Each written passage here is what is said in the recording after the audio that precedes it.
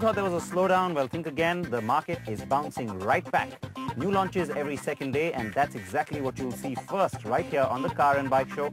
Welcome to a new episode. I'm Siddharth, Vinayak, Patankar. We've got something lined up right there. You can see it. We'll get to that. What else do we have for you? Well, it's another new launch in the hot hatch space. Here are today's highlights. Fiat Grande Punto is here. We have the exclusive review. The week's other big newsmakers from the world of wheels.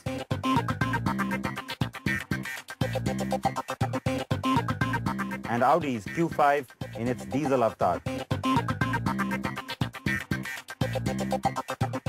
Alright, so all of that is coming up now. The Q5, of course, just drove into the market a few days ago and we had that launch for you. We've got the diesel version on the show and we'll talk about that in just a bit. But let's start off by talking about the hatch space as promised. Now, just last week, the Honda Jazz drove in and changed things as far as the hot hatch space is concerned. And now you've got a new entrant right on its heels, Fiat's Grande Punto. We've got the first exclusive review for you on CNB, and we've got more than one version of the car. Let's dive right into it.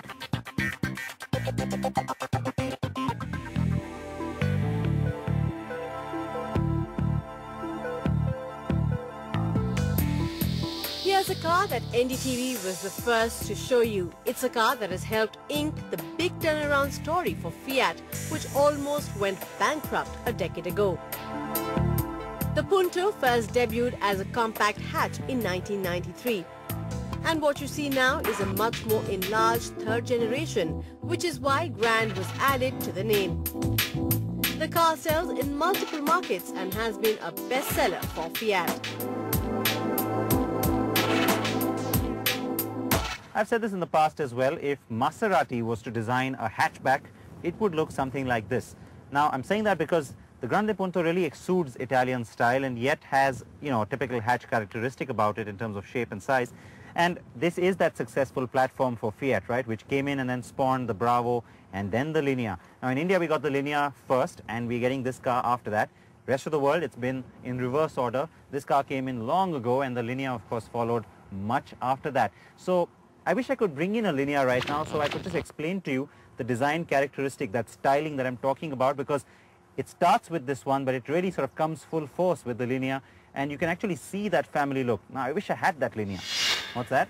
Whoa, bellissima. What do you know? There's a Linea. I wish I'd asked for a Ferrari instead. But anyway, we've got our wish. So let me go across and show you just what I'm talking about before we come back to the Punto. Right, so this face really screams Italian. Look at the way the front grille has been finished, the way the headlamps come around on the sides, they're nice and big, they make a statement. And a lot of people love that about the Linea. They say it's such a good-looking car. If you look at the Linea from the side a little bit, it gives you the sense of space. And the way the mirror grows out of the door, you got this sharp line that runs along the ridge and, of course, cuts right through the door handles, which are also an interesting shape. Now, all of this, if you look at it, just swing around and you see similarities in the Grande Punto, and that's because that's where it all came from. So even though this is a much wider, much longer version, same thing but with a shorter wheelbase, and that's what you get. So now you know why it's so important to talk about family styling, just the overall look that certain brands evoke. Let's go across and show you the Punto in more detail.